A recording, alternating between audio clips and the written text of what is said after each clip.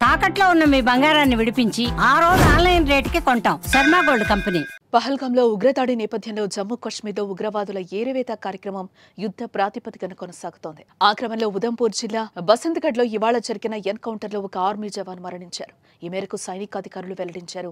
ఉగ్రవాదులు తలదాచుకున్నారంటూ నిఘా వర్గాల సమాచారం మేరకు దూదు బసంత్గఢ్ ప్రాంతంలో జమ్మూ కాశ్మీర్ పోలీసులు సైన్యం సంయుక్తంగా తనిఖీలు చేపట్టారు. ఈ విషయాన్ని ఉగ్రవాదులు పసిగట్టారు. దీంతో తనిఖీలు నిర్వహిస్తున్న వారిపైకి కాల్పులు జరిపారు. ఇరువైపులా భారీగా హోరాహోరీ కాల్పులు చోటు చేసుకున్నాయి.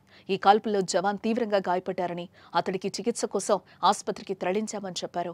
అయితే అతడు ఆసుపత్రిలో చికిత్స పొందుతూ మరణించారని ఆర్మీ అధికారులు వివరించారు.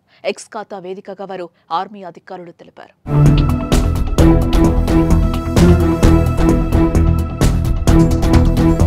ఏప్రిల్ 22వ తేదీ అనంతనాగ్ జిల్లాలోని పహల్గాంలో ఉగ్రవాదుల కాల్పుల్లో ఇప్పటి వరకు 28 మంది మరణించినట్లు తెలుస్తోంది.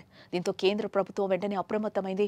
అందులో భాగంగా ప్రధాని మోదీ అధ్యక్షతన భద్రతా వ్యవహారాల కేబినెట్ కమిటీ నిన్న దాదాపు 3 గంటల పాటు సమావేశమైంది. ఆ క్రమంలో పొరుగునున్న దాయతి దేశం పాకిస్తాన్కు వ్యతిరేకంగా పలు కీలక నిర్ణయాలను తీసుకుంది.